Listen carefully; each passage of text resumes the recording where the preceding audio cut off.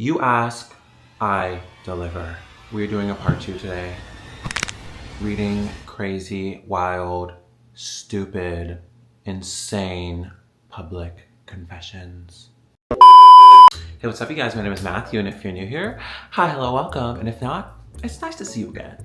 So, I don't think an introduction is really needed other than buckle up, saddle up, be ready to go because this is about to blow up as it always does. I was supposed to meet one guy but ended up sleeping with his brother instead. When I was 16, I went over to see this guy I had a crush on. Ooh, he was closer to my age and honestly, I was nervous but excited. But when I got there, his older brother, who was 25 at the time, started talking to me instead. One thing led to another, and instead of hanging out with the guy I came for, I ended up sleeping with his brother. Babes. Age of consent, you're a victim. I was young, naive, and honestly flattered by the attention. He definitely knew my age. So his brother's a whole ass pedophile. That's what you're saying, because he knew you were 16 and he's what, 9 years older than you? Yet he still slept with you? I ghosted the brother I originally came for, and to this day I still feel guilty about that. At the same time, I don't know how to feel about what happened with his older brother. Part of me thought I was grown at the time, but looking back now, I can see how messed up the situation was. Babes, it is not your fault. In any capacity. You are 16, yes, young, dumb, and naive, but this old ass man, 25 years old, he damn near graduated from college in his professional field and could have a spouse or a kid on the way, is sleeping with you? Absolutely not. I've never told anyone this in real life and I still think about it sometimes. I don't even know if I should feel shame, anger, or nothing at all. Would you consider that I was taken advantage of or that it was just a dumb teenage decision? I'm gonna let your therapist help you unpack that one, babes, but you already know how I feel. Let me go turn off my air conditioner too. This is just too loud. What is this nonsense? I have been taking a shot of vodka every time I go out to socialize. I'm not an alcohol per se. I don't drink every day, but most days of the week I do. Typically this is before nights out with friends where we plan on drinking anyways. On the rare occasion it is, I'll still do it anyways. Again, this is only before social situations, not literally every time I leave the apartment. I'm 29 male and I'm probably asking for a permanent liver damage. It's just something about taking that shot that makes me feel so much more free. Hate to say it, but that's a dependency, babes. I even noticed that I play beach volleyball better because I'm more confident in myself. Everything is more loose and I'm more allowed to be goofy. The small stuff I don't sweat as much anymore. Meanwhile, if I go out without it, I'm a lot more quiet, hyper-analyzing everything, and way less fun and charismatic. This is so real, first of all. Like, so mother-trucking real. I don't go through this myself, but I know many people who do. And I'm gonna tell you right now, you clocked your teeth.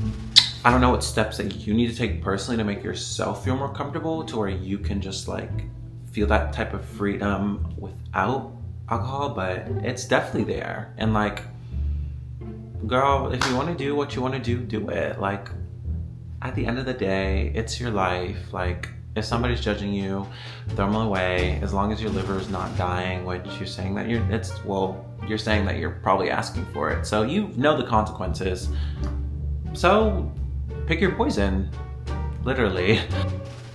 Hit by a car walking in a parking garage, what do I do? Got hit by a car when I was walking through a parking garage. It was uncomfortable and the drive seemed aggressive. So I was scared to approach her. She paused for a moment, then drove off. What do I do? We need a moment of silence for this one. Yeah, she's definitely a felon because the way she didn't check up on you, she just drove and sped off like nothing happened, as if she didn't want to get into a lawsuit.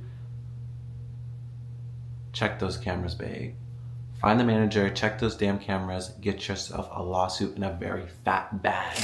I showed up at my friend's house unannounced during a fight. I turned 22 weeks ago and there is something that has been making me feel guilty for months now. I had a huge fight with my now former friend at school, and after school I texted her, what I felt and that we should talk. She didn't answer for days or react at all to that text, and that I felt ignored, especially because I didn't see her at school that week because she was always busy. I told my friends, who was also friends with her still, what happened, and she had the idea that we should show up at her apartment unannounced since she lived only seconds away from mine. I mean, yeah, y'all are chill and cool, and it doesn't seem that awkward. The mutual friend hid on the stairs. Oh, now that's a little extra. Sorry. The mutual friends hid on the stairs, and when my now former friend opened the door, I asked her why she didn't answer, and she said there's nothing wrong with not answering the message, which I agree, but at the time I said she ignored me, and we basically ended up arguing on the spot. Then she just said, "We will talk next time," and she closed the door. I feel so guilty about it. She lives with her family. She must have felt overwhelmed and uncomfortable. I apologized when she mentioned it, but I still feel like for doing it because that was so crazy. Did I do something unforgivable? Honestly, no. Like, if y'all were like good ass friends, like very tight knit, it should be fine showing up unannounced to their home. I do that practically all the time with my childhood best friends. Like, I know the door code, I let myself in. So if y'all have a relationship like that, then I don't think it's bad. If you don't really know her though, which it doesn't sound like that's the case, then it's really not that weird that you showed up unannounced. But the fact that you also apologized is really good because you're considerate. So don't stress about it too much, and keep me updated about that fight. I worked at PetSmart in the early 2000s and stole hundreds of dollars worth of tropical fish.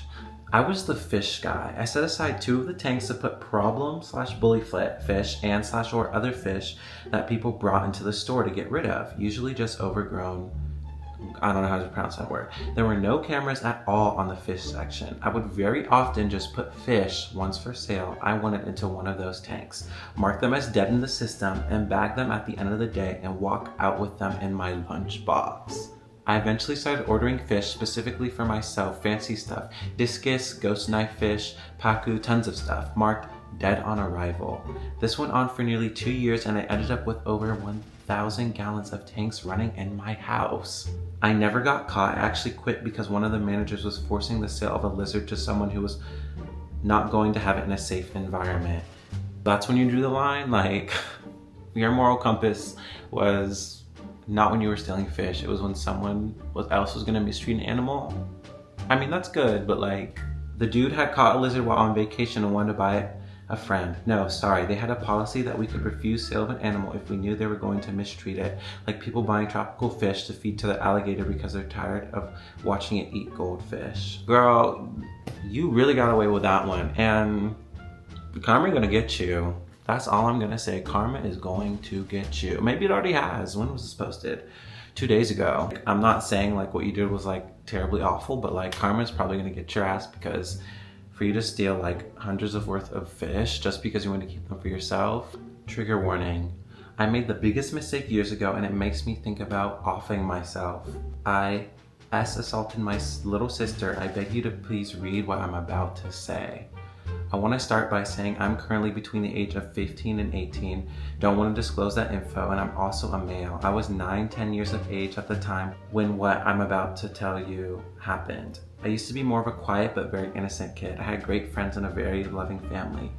I grew up with an older brother and sister and always wanted a little sibling. I have a soft spot for children and thought of having someone look up to me in a good way was fun. When I was 7, my parents told me that my mom was pregnant. Hearing that news, I probably was the happiest I've ever been. I was very excited. Then came the day she was born. Seeing and holding her in my hands was incredible, and I felt like a proud big brother. I always was and still am as gentle as possible around my sister and could not imagine hurting her in any way. I mean, I love her to death and would give my life for her. I think where it started going wrong was when I got my first actual phone, which I could freely use. I think you probably already know about the fact that is very popular amongst children, curious young children. Sadly, that is a fact. At my school, there were kids taking pictures. I think I'm gonna have to wrap this one up. I'm faking being rich with my friends by splurging money together with them when I'm actually broke. I don't really know why I'm doing this, but I've been pretending to be rich with my close friends. Every time we hang out, we end up spending on expensive foods, clothes, or trips. My friend actually has money, so for them, it's nothing. But for me, it's eating up my savings and pushing me into debt. At first it was fun. I felt like I fit in. I didn't want to be the poor friend who always says no. I kept telling myself I'd make the money back somehow. But months have passed and now I'm stressed every time we make plans. The truth is, I'm broke. I'm scared to tell my friend because I don't want to look like I've been lying this whole time. But the guilt is eating me alive and my bank account is screaming for help. I know I should come clean, but I'm so afraid of what they'll think of me after. Should I just confess or keep trying to play along? Okay, my first question is, have you ever seen those movies literally with this character? Because I feel like every person in the world has seen one of those like cringy, like teenage, like angsty, like high schoolish movies to where there's literally, like you're literally this character. Like you are trying to fit in super hard, so you're spending all this money, and now I don't know how old you are, you don't say, so maybe you are really, really young. That's why you're doing these things, but trust, it does not matter at all. Like, I have no problem telling my friends, I'm broke this week, I can't go out, or I'm broke this month, I can't do this, I'm broke today, I'm not buying that. Like, literally it's such a common thing in the 21st century, especially if you're an adult, to not have a lot of money because capitalism and inflation is crazy right now. So just confess. Like, and if they're weird, they're not your real friends. Like, honestly, you don't need them in your life because it's mentally stressing out, it's financially stressing out. What are you getting from it at this point? Like, what is the benefit for you? That's the real question. That's really what we should be answering right now for us. I am an animal serial. When I was 7, I killed a duck for the first time. I threw a rock at it. I got caught by a couple walking by and blamed it on my friend. He got in trouble and I didn't. Over the years, I experimented with it, but I was never able to catch an animal again, besides bugs and things like that. Around 2-ish months ago, I started exploring my forest behind my house, looking for animals. I found a turtle just laying in the grass. I bashed it to death using rocks and wooden sticks and a brick. The shell was gushed open and all the organs were visible. Ooh, that made me queasy. I recorded all of it and threw away the evidence in the creek, but I left the body there. The day after that, I killed a geese the same way. I broke its leg with a rock throw, then cornered it in the parking lot where I continued to bash it. You're crazy. You are genuinely crazy. Recording that as well, the day after that, I did the same thing to a baby geese. Not the baby. 3 kills in 3 days. Started calling them cycles. Since then, I have done 3 cycles with various animals. I'm not proud of this in any way. I know I am effed up. I know I am an effed up kid, but it's the only thing that lets me release any pent up irritation or urges, I should say. I do not want to continue this, and I am somewhat worried for my future. This account is a throwaway.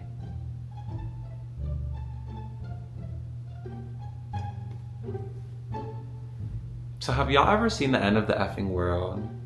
Like that kid, this is exactly what this person sounds like. They have no remorse for animals. They do things out of pleasure, like just really, really scary, like run away, just get out of my life type of energy.